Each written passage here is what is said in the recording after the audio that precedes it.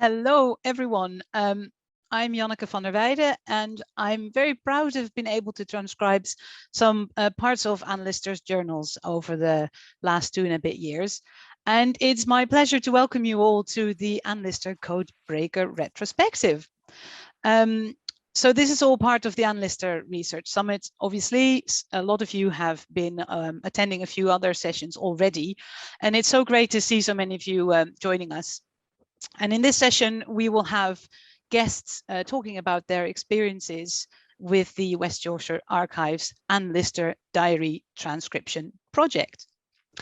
I just want to make some notices, just tell you some notices, and that is that as you are probably aware, that we are being recorded. This will later be available to watch again. And I just wanted to remind you of being respectful and following the code of conduct. Also, I would like to state beforehand that there will be an audience question and answer later, and would like to ask you to put any of your questions in the chat, and then we will get back to them a little bit later on in this session. Now, as many of you know, the Western Yorkshire Archives have now stopped sharing the journal pages in the batches with the code breakers, because actually all the loose pages and the journals and the travel journals and travel notes have now been assigned and also transcribed, although some of us may have to just still hand in their last batch and are still working on it. Jenny, I promise it'll be with you soon. And so one of the questions that we're going to have to think about is, what on earth are we going to do now that we've spent over 2 years doing this? So we're going to get back to that later. But before that, we just wanted to give you an opportunity to share some of the experiences of all the transcribers. We have 5 guests with us here, and 3 of them are some of my fellow codebreakers. I'm aware that there will be codebreakers in the audience as well, obviously, so it may even be nice to share some of your experiences in the chat as we go along. And the 5 people that are here, the 3 other code breakers, and also 2 members of the Western Yorkshire Archives team. And I'd like to just give them an opportunity to introduce themselves quickly. Maybe Kirsten, go for it. Okay, I'm Kirsten. I live in the German Southwest. I've been a code breaker for, I think, 1.5 years. And yeah, I've been enjoying it immensely. Best thing ever. Yes. I do think maybe your microphone somebody's microphone is being touched, I think. Makes a little bit of a noise. But anyway. Next, maybe Ruth. Hi, I'm Ruth Cummins. I'm the archivist at the Calderdale office of the West Yorkshire Archive Service. I'm relatively new in post. I know Dan, who a lot of you will know, who really worked on the early stages of this project, has moved on. So it's very nice to meet everyone, and I'm very excited to be here. Jenny. Hi, I'm Jenny. So some of you probably know me from the emails after Dan left. I started working for the Archive Service in July 2019. So right as the project started. So I have seen all your emails flooding in and all your hard work. And it's great to put some faces to names. Hi, Jane. So yeah, I'm glad some of you can see me as well and put a face to my name. Definitely. David. David Hughes. I've been with I'm on the other side of the Pennines, so I've been allowed, privileged to actually do some work for West Yorkshire Archive Service. I come from Blackburn, Lancashire.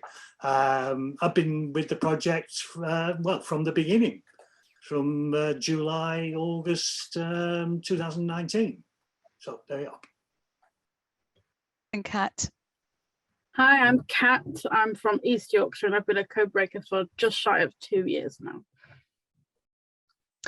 Well, it's absolutely fantastic to have you all here. And as Jenny was saying as well, it's really nice to see faces of people that we've been in touch with over Facebook and Twitter, who have been helping one another with scribbles of Anne that we couldn't make out. And it's been really good. That cooperation, as with all of the well, everything that we're talking about over this weekend, the cooperation has been great. So as a start to kick off this session, really, I would like to ask Ruth and Jenny, who have prepared a little something for all of us, to maybe take the stage. Thank you very much for the introduction. So, hi, it's good to be here this evening, and sort of thank you for inviting us to take part in the panel. I guess we've already done introductions. I'm Ruth, also joining me is Jenny. So I'm going to sort of discuss the transcription project, including an update of where we are now, and then we've prepared a short video of the diaries as well, for those who haven't had a sort of a chance to see the diaries, perhaps when they've been on display in the past. So we're hoping technology doesn't fail us on that one. So I'll sort of start with the beginnings of the project and sort of how we got to where we are now. So prior to this project, there'd been a number of transcriptions of certain sections of the diaries. The first being that of John Lister, the last surviving Lister to live at Shibden Hall, who published transcripts of the plain hand sections of the diaries in the local newspaper in the 1880s and 1890s. John and his friend Arthur Burrell were also the first to crack the code, which of course has been instrumental in being able to offer a full transcription of the diaries and being able to do this project. There have been a number of sort of published books, which have included transcripts of the diaries, works by Helen Whitbread and Jill Liddington. It's been a great resource for selected and edited transcripts.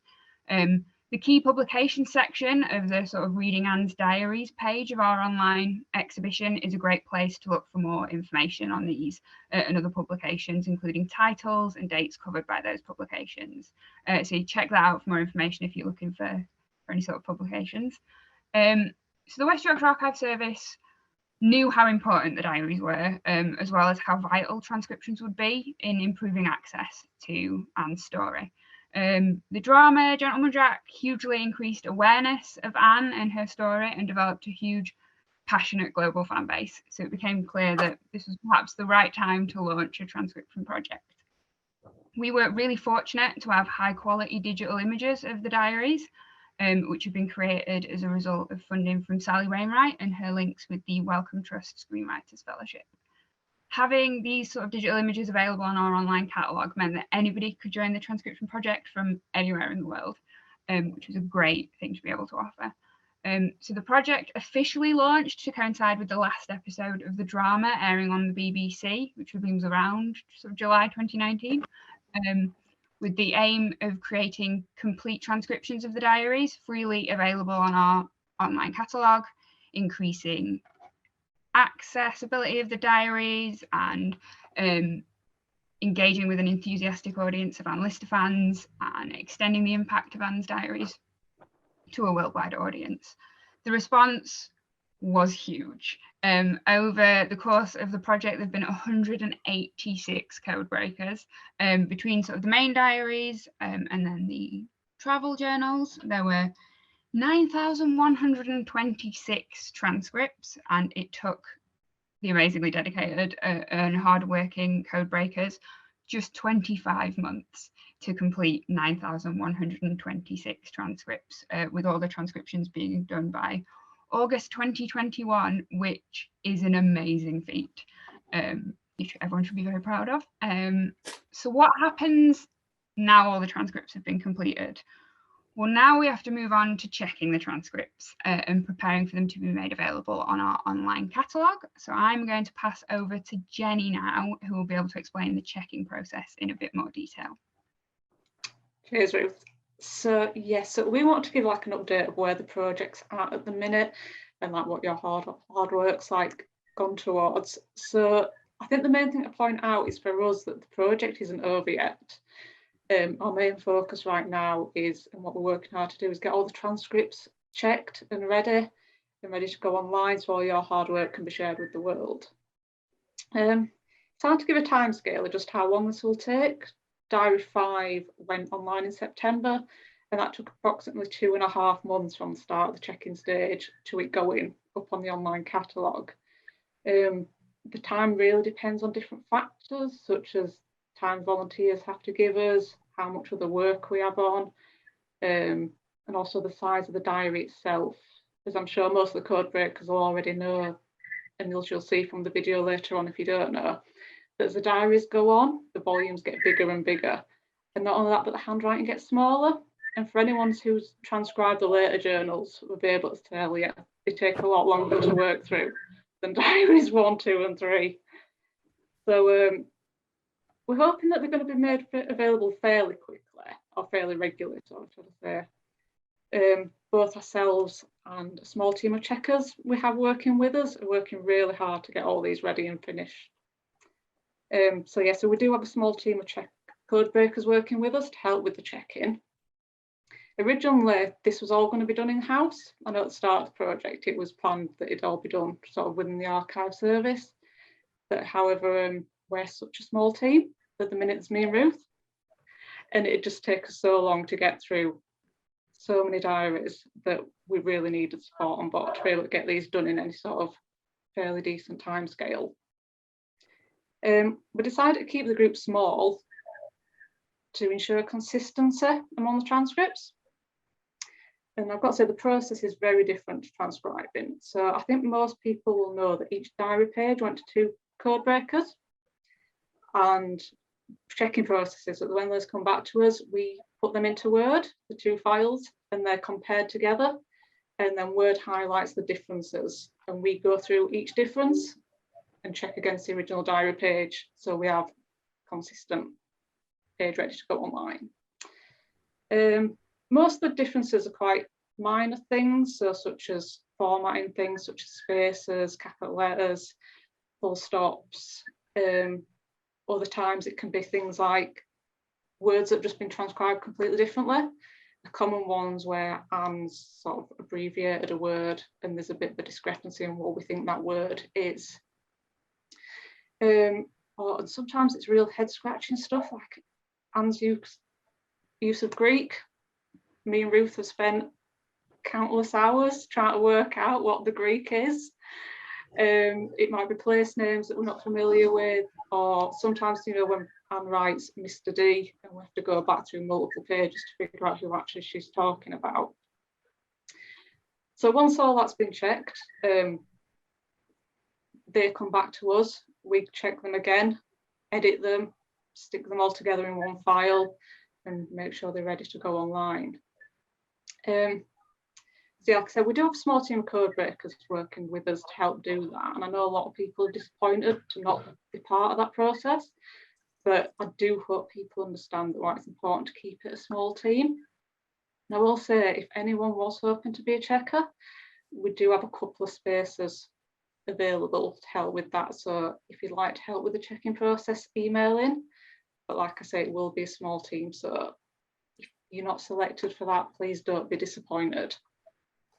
We do have other projects going on that you can get involved with, so I think Ruth is going to give more details on that. Thanks, Jenny. So yeah, there's a couple of things I wanted to share with you that I think you'll probably be quite interested in. So we're really pleased to be able to tell you about some exciting future plans of ours that we'd love the Codebreakers to be involved in. We're working on an Anne Lister exhibition, which is a great opportunity to share Anne's stories and put the diaries on display for people to see. We're hoping that this exhibition will open in time for Anne Lister birthday week in sort of spring, April 2022. So we really want the Codebreakers' help in content for this exhibition and a few other exciting things you might be excited to join in with. So we're going to be sending sort of an email out soon with some details of how to get involved in the exhibition. So hopefully that's something that you would be interested in. And then on the more sort of transcription side, for people who've really enjoyed transcribing, our Leeds office have recently started a remote transcription project and put the call out for volunteers. This project is looking at transcribing fantastic archives related to the Skell Valley. If you would like to find out more information about this project, what I will do is I will put a link maybe to our volunteer page of our website in the chat for anyone interested in volunteering on that as well. So yep, we have prepared a short video. So we filmed some of the diaries for those of you who haven't been able to see them in person when they've been on display. So hopefully from this you'll be able to get a sense of the scale of the volumes that you might not get from the individual diary pages. So I am going to attempt to share my screen and play the video.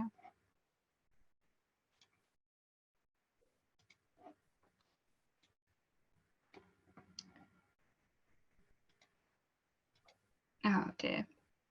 Can you see my screen? But it doesn't see your screen, but not the video. It doesn't appear to want to play. Jenny and myself even tested this. I think Jenny's next bit was very interesting about the diaries themselves, which I'm not sure will work without the video.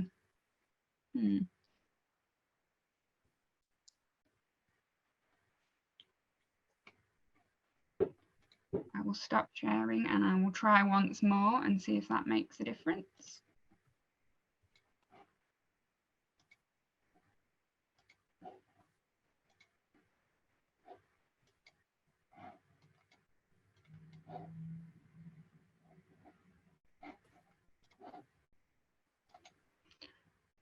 I'm afraid that has not worked. What we can try and do maybe is me and Jenny will have a look. I've been hitting play, it's unfortunately not been working. Me and Jenny will look at maybe making that a social media post that we'll share with people. So sorry about that. We even practiced and it worked in practice. So yeah, hopefully we'll try and make that into a social media post for people, so you'll be able to see that as well. So that was obviously quite a long bit, so we're going to be coming a bit under time, unfortunately, but there'll be plenty of time for questions. Shall I just talk through a bit of what the video was, if we can't show it? Yeah. So the video sort of showed 3 diaries. So one was the diary before the main volume starts. So people know that the diaries get bigger and bigger as they go on. So the first diary page of the Aberrans are on loose pieces of paper from like 1806. There are also 2 small bound volumes which cover August 1816 to March 1817. The first one of that is actually titled Volume 2. So somewhere in the world is Volume 1. I think Diane's discovery of the Anne Walker Journal has given us all faith that these missing ones can be found somewhere. So maybe Volume 1 will come up somehow. And then it moves on to a first, what we labelled Diary 1, which is quite a thin volume for Anne's, where she sets out her intentions to keep a diary. And on the front cover of that, she writes, "I propose from this day to keep an exact journal of my actions and studies, both to assist in my memory and to accustom me to set a due value on my time," which I think sort of sets the scene for the rest of the diaries. So the video showed that volume and then moved on to the last one we have, which is fairly chunky. And I can tell you from someone who's been fortunate enough to be able to handle it myself, it's understandable why Anne had travel journals. It's not something you'd want to be carting around with you. It's pretty weighty. When you do get to see the video and we put it on social media, you'll know it's Lego Anne there for scale as well. So you can give you a sense of how big those are. Yeah, and hopefully we'll be able to show you the diaries in person one day. I'm hoping a lot of you will be over in April for the Anne Lister birthday week. Some of you I know have been lucky enough to meet already. Then others, if you get able to come for the birthday week, hopefully you can make your way to Halifax another time. It really is a joy to be able to show people the diaries. Sometimes working in the archives, you kind of get used to seeing items, and then when people come in and you show people things, it really hits home just how sort of fortunate we are that we get to spend our days with, you know, such items, such as Anne's diaries. So, seeing as the video won't really play, I suppose, Ruth, are we ending there? I was just attempting to email the video, but it's being very, very slow. I think it's a network issue on this end, so I don't know whether the video will get through in time.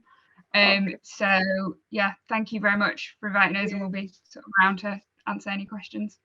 So before we hand back to Janneke, I just want to add that we really can't thank everyone enough for all the hard work and dedication they've given to the project. Like, the work you've managed to achieve in such a small space of time really is remarkable. And you know, that shows when last year the project won the Archives and Record Association Volunteer Award. You know, like, every single one of you should be proud of that. And it's been a great pleasure for me, for Ruth, and I know for Dan, to be able to be a part of this community, and we hope we can carry on being so in the future, and seeing all your future research that's come out of the project and the transcript. So yeah, well, thank you very much. Well, thank you two very much for this presentation. And I know that I think the lister nerds behind all this are still trying to get something happening, maybe that we can still see, or I think it might have to end up being social media, because my email has just told me that I cannot send that as an attachment. Okay. So we will turn it into a post, so everyone will get to see it. So sorry about that. well, we'll definitely look out for it, and I'm sure we will enjoy it, because well, I'm looking forward to seeing those different sizes, and it'll be fun. And Jenny, what you were saying, very much so. I mean, and Lister birthday week, I'm going to be there, and I'm really hoping to meet you all in person and see the diaries, the journals themselves. So thank you very much, Ruth and Jenny. And audience is writing questions, I think. I'm trying not to get distracted by the chat myself right now, but I'm sure if you have any questions, send them in and we'll get back to them later as well. So now let's move on to some questions that we've set for the couple of codebreakers that are here. And so I'm just going to dive straight in. Codebreakers, are you ready? Now, one of the questions that we wanted to ask was, before you came across this project, had you been involved in anything like this before? And David, could you maybe tell us yes or no? Yes, looks like I'm muted. Am I muted? You're here. We can hear you. Right, okay. There's just look like there's a little cross going across the bell. Right, yes, I have. And that's why I was attracted when I saw the tweets in 2019 about the transcription project. I was vaguely aware of Anne Lister beforehand. She had been mentioned when I did my history degree in the 2000s. And in 2016, I began working with Professor Hannah Barker at Manchester University, transcribing a diary, a memoir, a collection of letters, and a letter book, which was published in last summer in the British Academy's Records of Social and Economic History series. So that was the results of what I'd worked on, and that's what my experience was as an introduction to transcribing and annotating, which was the other side, the other fun side of it. Oh, that's brilliant. So you had a taste and you dived straight into Anne's journals after that. That's great. Yeah. And Kerstin, did you have any experience before? No, none whatsoever. And well, if you've told me a couple of years ago I would enjoy transcribing a 200-year-old diary, I would have laughed in your face. I knew of Anne Lister's existence quite a while ago. So I used to live for a while in Warrington. And while I was there, I think Helena Whitford's book was published. But yes, I realized it was came out, but that was it for a long time. Yes, and then I watched Gentleman Jack. I read the books by the usual suspects. I went to Halifax to Shipton Hall. And then I discovered the Codebreaker tech, found that fascinating, and I joined a Facebook Codebreaker group. I wasn't a Codebreaker because I thought I wouldn't ever be able to read this handwriting. But still, yeah, my work was very hectic, and in early 2020, I finally decided to give it a go. I did the test pages, I was accepted, and I simply have to say that the badges kept piling up rather quickly. I got addicted. Yeah, that's the word for it. And yes, well, I think it's just great. I really enjoy it. And well, since then I have been describing her usual diary, her travel journals, which is really a completely different beast. I've also tried my hand at Anne Walker's diary and letters, and it's so hard. And I think the most difficult thing ever is a cross letter by Anne Walker. That's utter hell, I have to say. And, yeah, I really have to say, in comparison and Lister's handwriting, I really have to say it. I think it sounds ridiculous, but I think her handwriting is really easy in comparison. And yeah, I just have to say thank you for giving me the chance to be a part of this fascinating project. Yes. Yeah, I think you're saying what a lot of us are feeling. I was baffled that they would let me in because, you know, fantastic.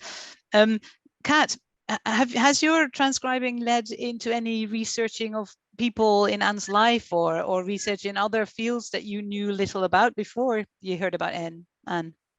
Yes, so one of my quite early transcription batches, I think, was the Scotland 1828 with Sabella MacLean, and there's something about her relationship with Anne that is so intriguing and interesting to me. It's mostly one that's built on correspondence.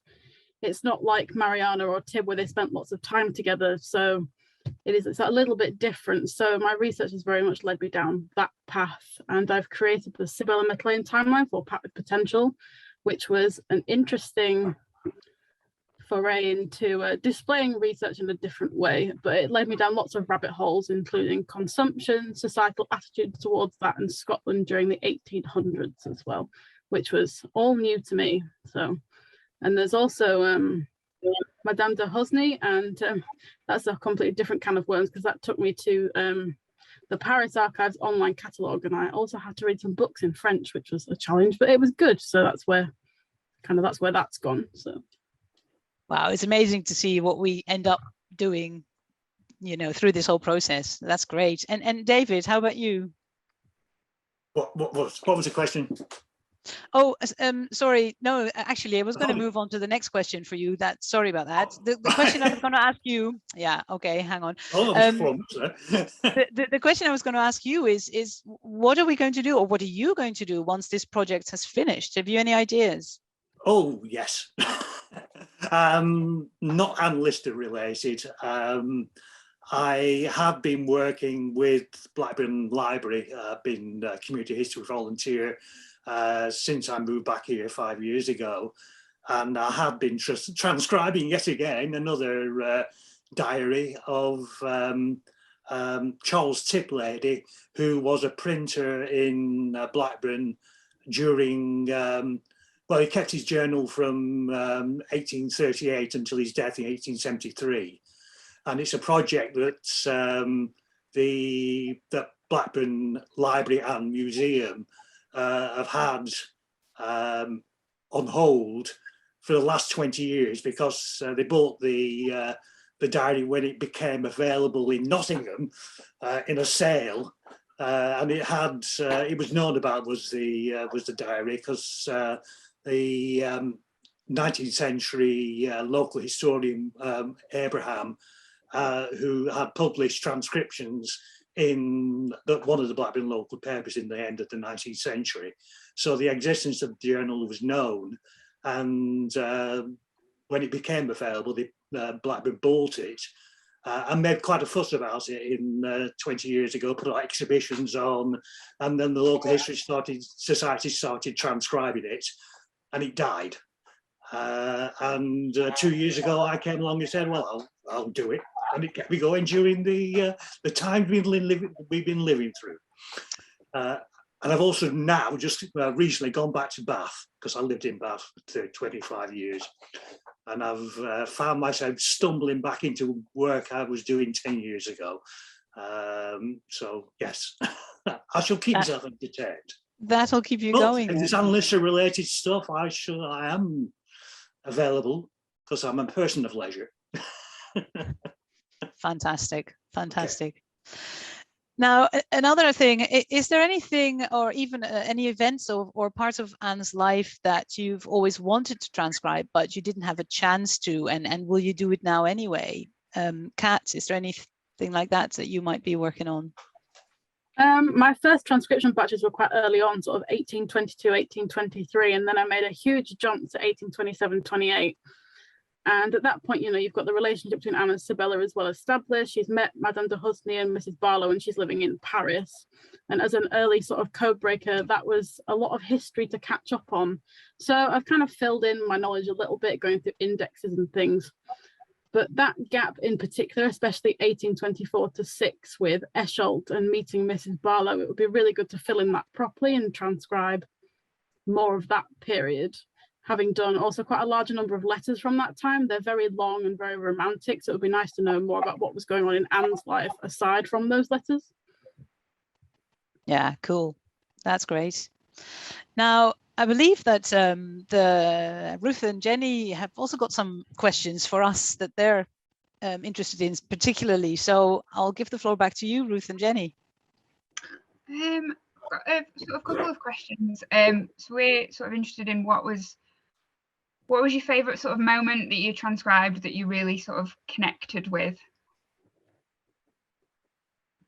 That's probably quite wide. Any volunteers? Well, I think I enjoyed the excerpts I did in Russia in November 1839. The meeting with Princess Radziwill. Who's that? And the flirtation where Anne Lister gets led on, but gets played by Princess Radziwill, who is a flirt, and she likes manipulating. And also it's Anne adjusting and trying to understand the status of Russian aristocracy. She gets taken in by princes and princesses. And there is one incident I remember from 25th of November 1839, where she is invited round to a Princess Barb Rusov. And Anne is, you know, she's wide-eyed about all these aristocrats she's meeting. And she goes around to Princess Rusov's house, and she tries to flog her stuff. She tries to sell her clothing. And Anne is trying to back away, and she can't get away. Only gets away by buying raffle tickets and making an excuse about, oh, we haven't got enough room to buy clothes. So, and then afterwards, in the same day's entry, she tries to understand what prince and princess means in Russia. It's not royalty as we would be familiar with. It's a title given by the Tsar. And so it's not the high-ranking royals that she thought they were. They are counts and countesses or dukes, and they are just another title. So, and it's quite funny to see her sort of copying the Russian out and writing prince, princess. It means such a thing, you know. So that was good. Yeah, and it's interesting to see how that culture and translation comes into, things mean different things in different languages. And that's interesting how she sometimes has to just learn as she lives it. And she's surprised by them. Yeah. This is what happens when she's in Russia, because she's got an invite into the highest. You know, there is again in the same period. She meets people, I can't remember the names off the top of my head.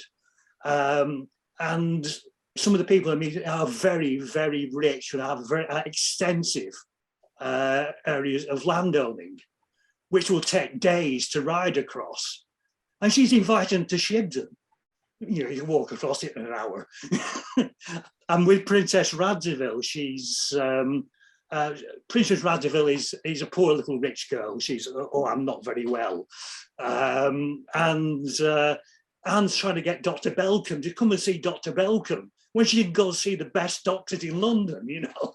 So it's all quite amusing, you know, she's just getting it wrong. Yeah, so there we are, I've said enough. Well, I That's could a great, tell you great answer. about some of the badges from the 1820s. And what I found fascinating was the fact that during her time in Paris, all of you know, she attended these lectures. She read lots of scientific works by famous scientists. And I connected a lot with this because I thought that was her way of making up for the fact she couldn't attend university as a young woman. And I found that really fascinating to see. And yeah, well, she organized her own dissection course to study anatomy, what she really did in the end. And at the same time, during those years, I sometimes had the impression she was really, really lonely. And on the other hand, she tried to transform herself to become this really sophisticated, well-educated, well-connected woman. And yes, to survive in these circles she wanted to be part of. And yeah, well, I found that really fascinating to read. Yeah, I guess I connect a lot with her travel journeys as well, like her travel journals. Just the fact that this woman went out of the comfort of her own country, her own culture, a little bit of what David is saying also. Things were completely different in different countries, and she would adjust to them as well as she could and as quickly as she could. And at the same time, not more, quite often I would also snigger and not laugh at her, but find things quite funny because she would misunderstand things, or she would mispronounce, miswrite, things where she thought she understood what was going on and she didn't really, or and that sort of gave me a sense of how human, obviously she is human, she is and was, and yeah, how alike we all are really in that sense. And you see the deference to social superiors, and it gets her into bothers in places. Madame de Bourg in Paris, there is an incident there where she's taken, it's on the way to the Pyrenees, and he's taken advice from Madame de Bourg about Anne Walker going to take the waters. Well, it ends up with a bust up with Anne because she's taking advice from somebody else, and Anne Walker doesn't want, it's again another amusing incident where it's deference to social superiors. See, I'm saying too much. Ruth, Jenny, did you have more for us? We did. We had another question that we were sort of interested in, is what did you find most challenging about the transcription, be it Languages. Something specific to diaries or even just the process of transcribing as transcription? Russian. Thank you, Dojana. Yeah, I think those of us who dealt with Russian, but also Hebrew and Greek, and then Dorjana was obviously, yeah, unmissable in this whole event. But anybody else challenging? Yeah, I think there's kind of two things with it. You've got the point of view of transcribing, and then you've got what's in the journals. And when it comes to the actual process of transcribing, I think there's always the urge to correct maybe Anne's spellings or alter her punctuation. Like when she spells the name pickles 2 different ways in the same sentence, when she's referring to her man on the grounds, that kind of thing. Or when she writes Shibden Hall or Coal House with a little H on the second word, and I really want to make it a capital letter, but I can't. But then thinking more about the journal content, you go into it knowing that you may see or read something that's particularly difficult to take in, or it might make you feel uncomfortable, but knowing that doesn't necessarily detract from the fact that what you read sometimes is just horrible or really incredibly sad. And there's 2 events that stick out to me in particular, one of which is December 1827, after she takes the sacrament with Maria Barlow, and Anne writes in her journal, she bade me call her my wife, I would not. And it's a little bit like, oh, that must have been really difficult, especially for Maria as well. But then you get other events, and especially like big events in people's lives. Sabella's death in 1830 is particularly difficult to read. And even though we don't know these people, they existed a really long time ago, you find yourself privy to really intimate details of someone's life. And you do sort of have to sit and take a minute to grapple with that and process what it is you've read before you move on to something else. And I'd like to come back to the languages because I think because of this, the Codebreaker community is so important. And I think an essential part of the project is talking about the pages and the things you can't read with other codebreakers. And sometimes there are words you simply can't read. And then you show them to others and they tell you straight away what they are, this or that. And then you think, just God, you're such a stupid, you're such an idiot. Why couldn't you read it? But in the end, it's just fascinating. And I'd also like to mention, because of this Codebreaker community, personally, I can say I was able to meet so many nice, fascinating, lovely people. And I think that's another important aspect of that project. Yeah. Just when we look at us from all these different countries, and we have to think about time zones to make this possible here, I think that's just fantastic. That's absolutely true, Kerstin. I agree with you totally. And at the same, actually also in these Facebook or in posts where you were wondering what on earth she scribbles, you know, there's another post when somebody else thinks, what is she scribbling? And you know it straight away. That's the beauty of it. Like you know, you help each other. It's beautiful. And I think another thing I'd like to mention is when I started out as Codebreaker, that was at the end of the 1820s and then continued into the early 1830s. And suddenly I was back in 1823 and the next batch was 1838. So, and you have to adapt quickly and then find out where she is, who she is with, what she's doing and what she's feeling. And I think sometimes you can really see it looking at the pages, whether she's under pressure or in a hurry, or she's really feeling sad. And yes, and some people already mentioned there's a difference between the main diary and the travel journals. And what I found memorable was a travel journal from 1830. She was traveling to the Pyrenees, and it must have been really, really hot. And I think her hands were really sweaty, and her pencil she was using was in desperate need of sharpening. And she crossed out parts and added things, scratched out things, and it just looked horrible. And sometimes right down the side and the margins as well, isn't it? And writing across the margins, crossing out. And really, to make that work, I used Google Maps all the time, because sometimes she didn't know the correct spelling of these places she was at, and simply wrote it down as she might have heard it, and without Google Maps I would have been lost. But yeah, she often writes as per the pronunciation as well, and then she says as per the pronunciation, and it's completely different from how it's spelled. Yeah.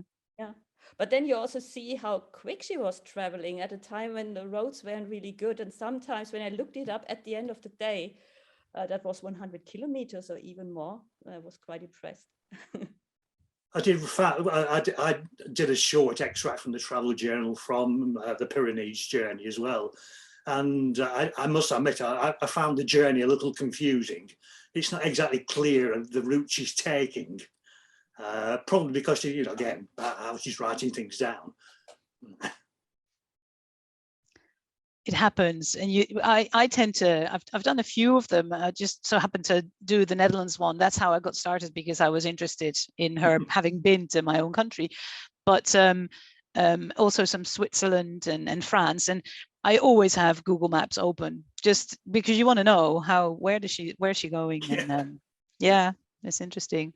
And you can also see sometimes that she goes on the postal routes, so she'll go with a coach, or she'll take a public transport-y type of bit, and then she goes up and then across, because those are the main cities and not so much the quickest route. Anyway, I'm thinking it might be time, if Ruth and Jenny, that was it for your questions, yeah? Or did you have anything else? We'll go to... Cool. We'll go to a Q&A then, and let's see if we have any questions for any of our panel. Let's see. So we have a question from Kate. Now, I'm going to mispronounce this. Is it Igo? I think probably. Any thoughts on making available Western Yorkshire Archive Service Codebreaker T-shirts? Might be a nice sideline. We've never thought of that, but it might be a nice one. It would be delightful. I'm sure you'd have many people who would be very interested. And by the way, your pronunciation of my name was perfect. It's Igo. Oh, good. I'm glad. Not many people get it on the first try. So okay. I'm glad. Okay, great question. From Kay Pollock, have any of the codebreakers in other countries found interesting transcription projects in their local areas or in their local countries? I guess from within this panel, Kerstin, that would be you and me. I have to admit, no. And I also have to admit, I wouldn't be that interested. I think Enlister is much more fascinating, and I definitely prefer transcribing diaries in English instead of German. I have to agree with you. And it was very much the subject matter that got me into doing this. But it's also the English language that appeals to me a lot. So yeah, I mean, never say never, but no, I think I'll focus. I'd rather do some research into an Enlister related thing after this than necessarily do another, and certainly not a Dutch. Nah. Let's see. Chantel has a question. For future projects, can the Western Yorkshire Archive Service accept donations for digitizing all the letters? That is a good question. I think with the letters, it's probably a slightly more complicated situation that would need a bit more careful thinking, because there's sort of hundreds of different authors, so hundreds of potential rights holders that would need to be sort of a diligent search to see if any potential rights holders within the documents might have an issue with that sort of project, which would take a very long time. It can be quite time consuming, and with that many authors it could easily sort of take someone full time doing that for sort of over a year. So any sort of letters project would need a lot of careful planning and potential funding streams and things like that. So it's something to certainly look at in the future, but right now our sort of priority is getting out all of the work that you've done on the transcriptions. So there's still quite a lot to do with the check-in and getting them out, and then obviously after that it's something that we could look into. So the longer term, hopefully, maybe fingers crossed type of. Yeah, I think it would need a sort of lot of careful planning, and it would certainly take a long time to get all the sort of ducks in a row for that sort of project to come about. Okay, thanks. Marlene's got a question. If you could go on one of Anne's adventures, which would you choose and why? And I guess Jenny, Ruth, just as much answer this question. It's for anybody. Any of Anne's adventures.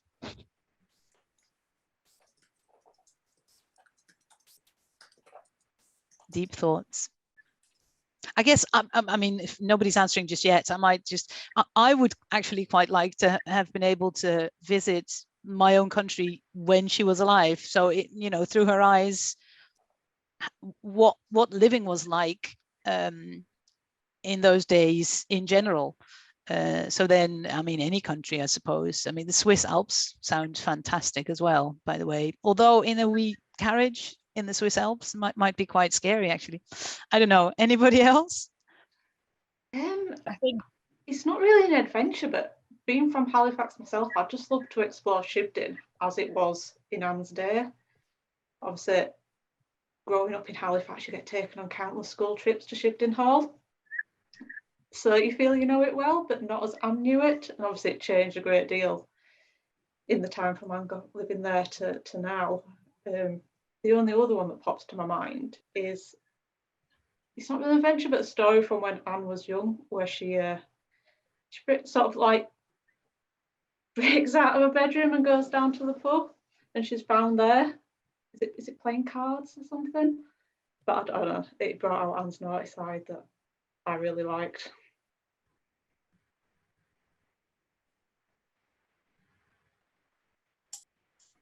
Any other adventure ideas? Definitely the Alps. Yes. I love going there, and I would have liked to see the glaciers when they still existed. So I spent a couple of days in the Swiss Alps this summer, and then I suddenly realized how much bigger they were at Anne's time. More ice, more, Definitely. yeah, great. Livia is asking, she's curious to hear if there's any coordinated effort to translate transcriptions into other languages. I not the sort of we're aware of. It's sort of like we're obviously like concentrating on getting the transcriptions out sort of as they were written right now, but it's certainly something that could be, you know, sort of looked at in the future to make them available in sort of different languages if people wanted that. It would be something to look at, I think. Right, I'm just scrolling here. I've got another one.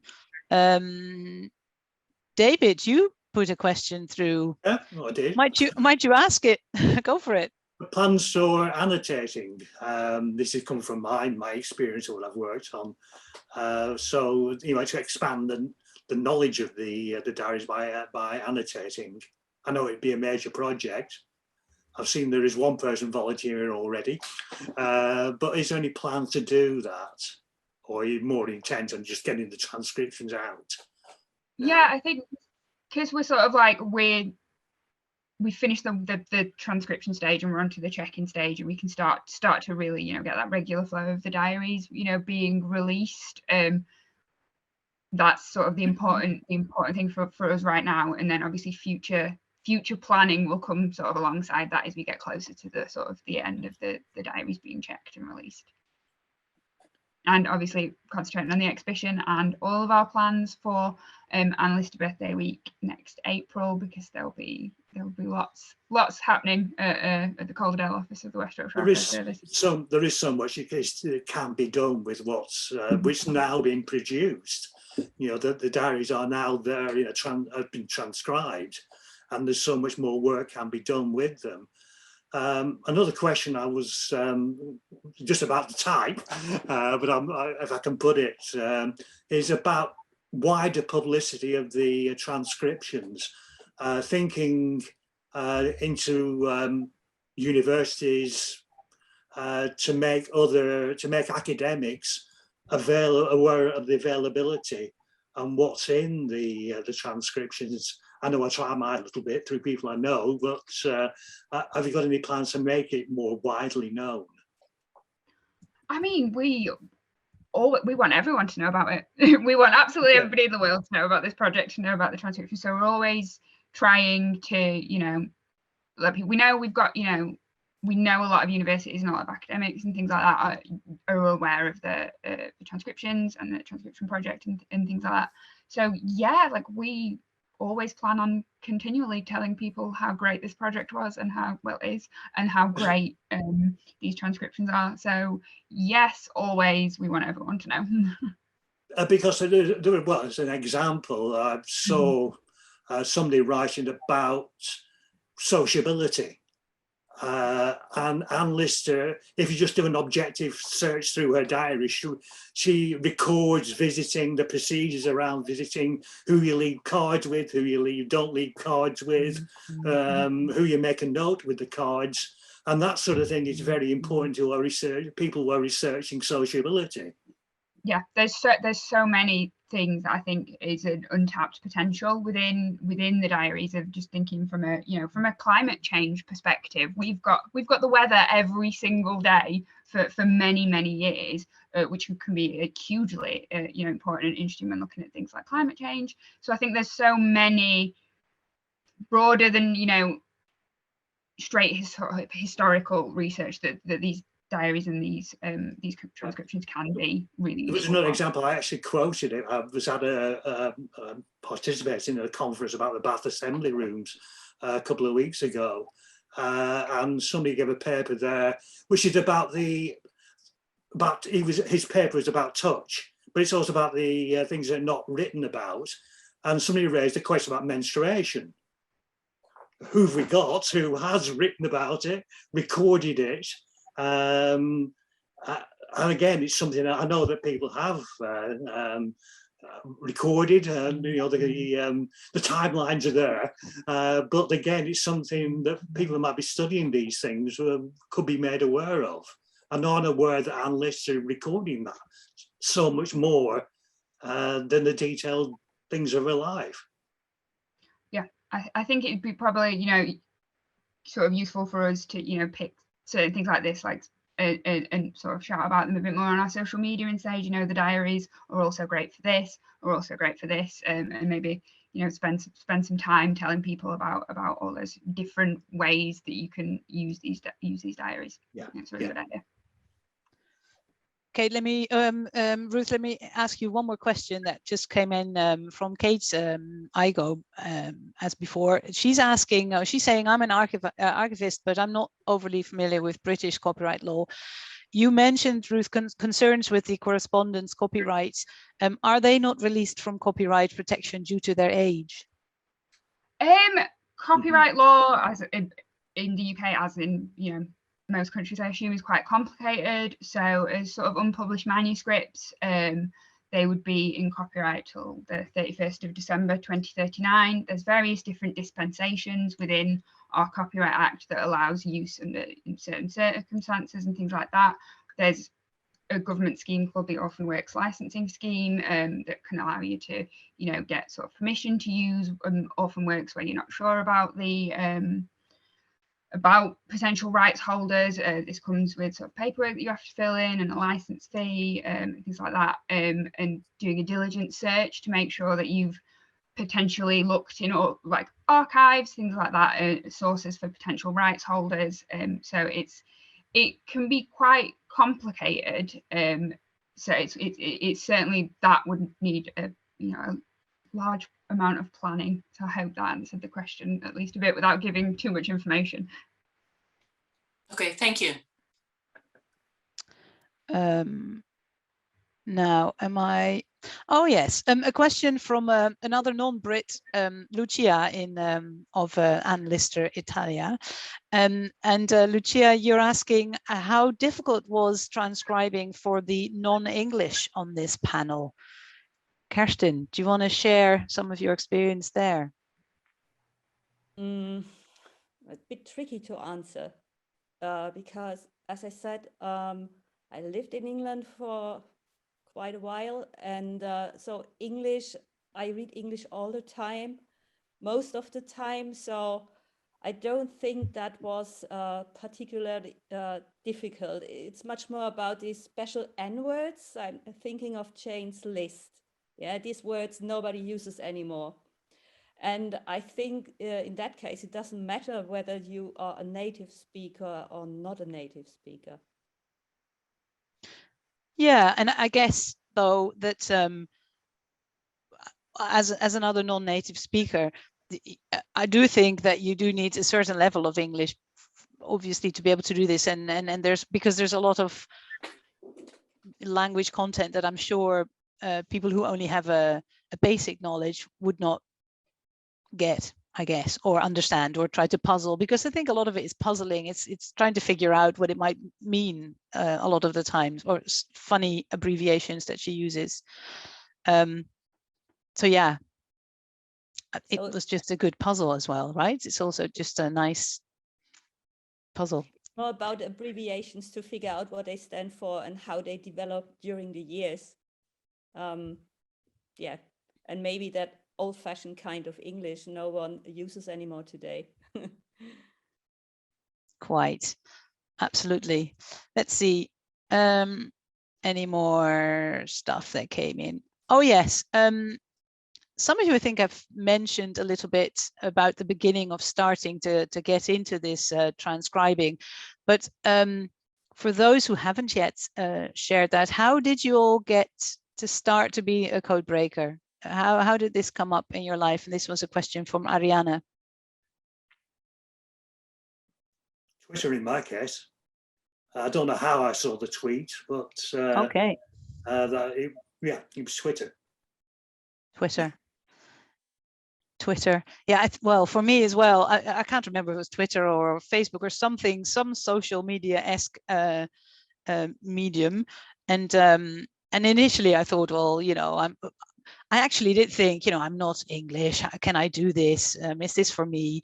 But I was very interested in, when I heard about her traveling to the Netherlands, that was a reason for me to at least sort of, you know, think I want to know more about this. And actually, I was also interested in, when I was reading Helena Whitbread's book, and I came across a section of the journals where Anne Lister writes about going to the York Music Festival, and she mentions going to the York Minster and hearing Messiah, the Hallelujah, or she writes about going to the Messiah, Handel's Messiah, and that made me, I mean, I was just thinking, imagine being there at that time when Handel's Messiah hadn't been out that long yet, and it was just a big thing. I want to know more about this. And then heard about transcribing. I thought, I'm not sure if that's for me. And then Anne Shoma said to me, you know, you could just try starting with the travel notes. You know, there's travel notes that you could try. And I was like, okay, I'll give it a go. And fortunately, the Dutch travel notes are they're not like the travel journals. They're quite notey, as in she just writes some notes down and she hasn't actually worked it out to write full stories about the whole day. She just says, we've seen this, that, and that. And that was doable. And then I thought, oh, I'll just give it a go and I'll try the pages and see if they accept me. And I was very pleasantly surprised that I was able to join and also help. So that was great. And it's just such a thrill to read her handwriting firsthand. You know, there's a difference between reading the real thing and reading a transcript. You know, both are interesting, but reading the handwriting gives you a sense of, you know, she's talking to you more than anything else. You know, it's quite personal. So that was great. Anybody else? Kate, Kirsten, how did you get into this? Yeah, as I said at the beginning, I saw other people doing it and first thought I wouldn't be able to. And I thought, wow, these people must be geniuses and I can't do this. And the first time I tried it must have been 2 years ago. And I stopped after the code and I was impressed of myself because I was able to figure out what she said. But I was so busy at that time, it was simply too much. And I told you a couple of days ago, so if there's maybe one good thing which happened to me during the pandemic, apart from meeting all these great people, especially my very good friend Helen, who is also a code breaker, and we did a travel map together, then it's simply the fact that I made this decision to become a code breaker and they accepted me. And I was also surprised. Yeah, great thrill. Yeah, cool. Alex has got a question. Alex Price, because we're playing a game later about Anne's vocabulary. Do you have a favorite term or a phrase that Anne uses?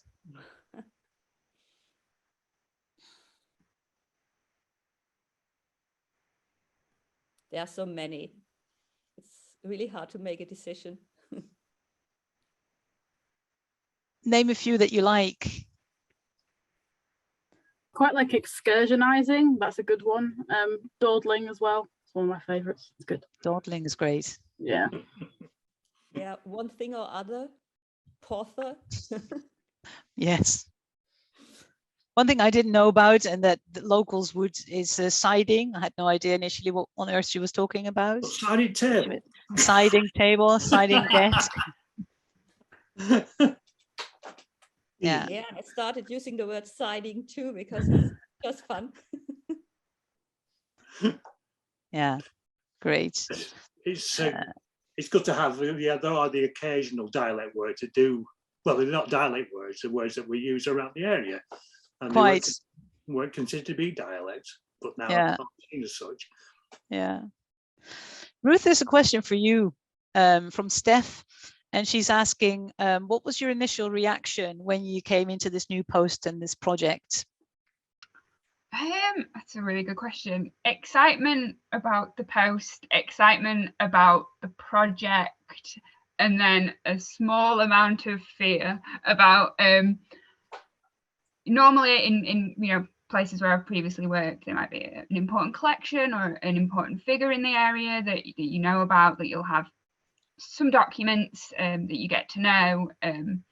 Very rarely, if ever, do you get 5 million words in their own writing. And I was like, there's so much to learn, and it was like the best kind of overwhelming, and I was very excited about it. And I'll get very excited when I'll come across something. I'll be like, Jenny, did you know? And she's like, yes, I knew.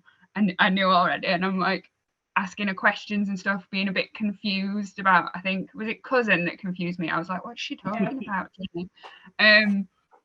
So I really, really enjoyed it, and getting to sort of know Anne as a human being rather than as a sort of historical person represented in my collections has been really interesting, and not something I've been able to do to this level before. So I've really enjoyed it, and I've spent a lot of time a little bit frustrated with Anne when she's perhaps not looking after her heart well enough, and I just want to be like, oh, Anne, love, no, like. So yeah, I've really enjoyed it, and the project's been amazing. Everyone's been so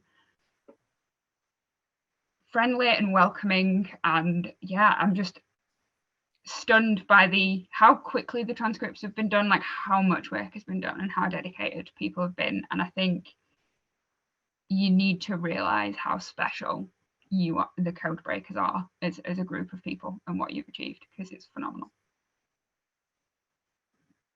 Yeah, it's just great to be involved. That's all I can say. It's really cool. It's really good. I have a question. I've come across a question here as well that Patty Book has sent to me, and she's saying many are putting translations on the Facebook pages that aren't official, and what to do with them. Maybe Patty, if you're there, can you elaborate? What, I'm not quite sure if I understand your question.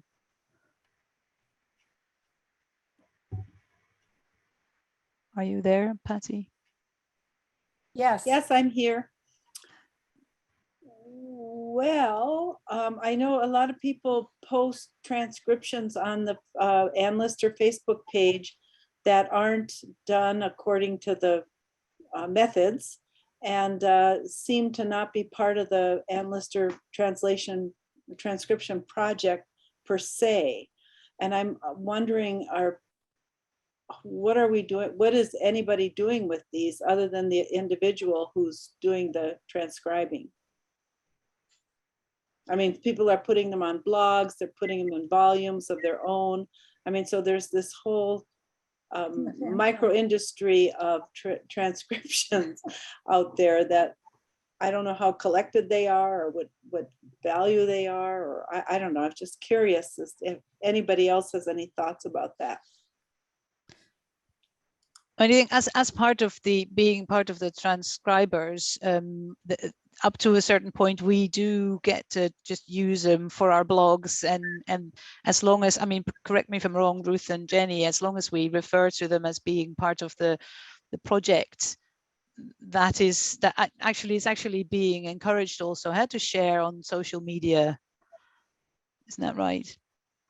Yeah, I think with a project like this and the excitement around Anne, I think there will be, people taking the digital images and sort of having a go themselves and stuff. Obviously, when we'll get through checking and stuff, we'll get sort of the official ones out there that's done to our format, so there's a full set of all of them that are consistent and stuff. And then as far as sort of reusing anything, we're obviously on our sort of our online catalogue. We've got a little bit about reusing on social media and tips and stuff. Any other sort of reusing, send us an email if you're not sure, if you want to sort of reuse something, and then we'll be able to talk you through copyright if that's an issue, how to reference things properly. So we're always, me and Jenny are on the end of the computer, you know, typing away, happy to help with sort of any questions about that. And hopefully soon all of the sort of official transcripts will be out for everyone. Yeah, I can't wait. That would be great.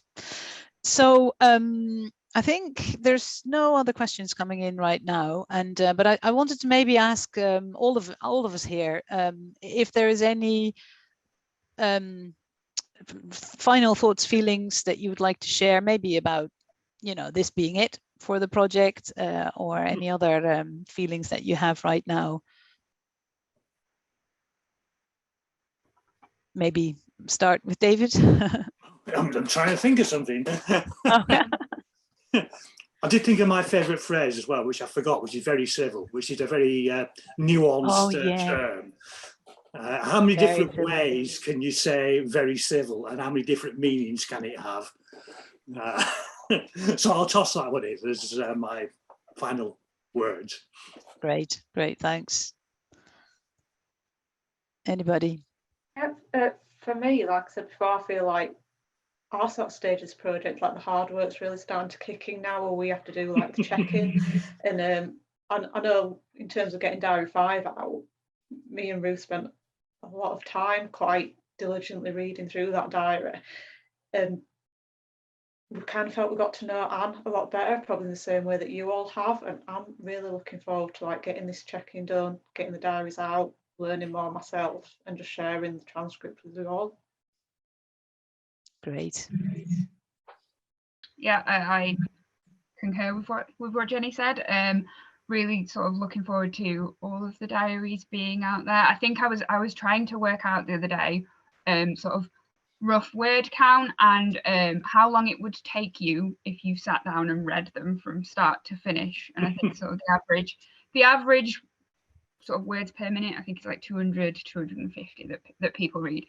So it's 17 solid days of reading, I think, once they're finished. So I'm quite excited to see if anybody wants to do 17 solid days of reading, to do them in a chunk. I think you set a challenge there that a lot of people would like to do. The unlisted marathon, Yeah. Wow. I mean, I guess what I would like to just express my gratitude to the Western Yorkshire Archives, to and let's not forget Sally Wainwright, and allowing, you know, or enabling the digitization, and giving us the access to Anne's thoughts and her adventures and her loves and her hates and her admirings and disdains, and, you know, the temperatures and the weather updates and the bowel movements and everything, just to allow us to learn more about this marvelous woman. And you know, I'm very grateful for that. I guess that's it for us for now. We're a little bit earlier than we thought, but, you know, obviously we unfortunately weren't able to see the film that you prepared, and we're looking forward to seeing that in social media. Just keep your eyes peeled for that. I do want to mention one last thing, and this is that the Anne Lister Research Summit team have come up with a way for us to share our feelings and thoughts about this in social media. And they suggest that we all use a hashtag Codebreaker memories, where we can then share any of our memories and any of our fondnesses, and maybe all those funny and sad and poignant and mad and ridiculous and loving and weird things that you may have come across in the last 2 years of transcribing. Obviously, anybody else can add, you know how you felt about people transcribing. Maybe you really enjoyed reading the transcripts, and basically you can write anything in that hashtag as long as it's about Anne Lister's journal. So yeah, all I can say now is thank you for all your hard work and your participation, and it's been lovely to seeing all your faces And I am really looking forward to seeing all of you, hopefully in April next year at the Anne Lister birthday week. So without anything else to add, thank you very much, and see you in the next session, I guess. Thank you all. Bye then. Bye.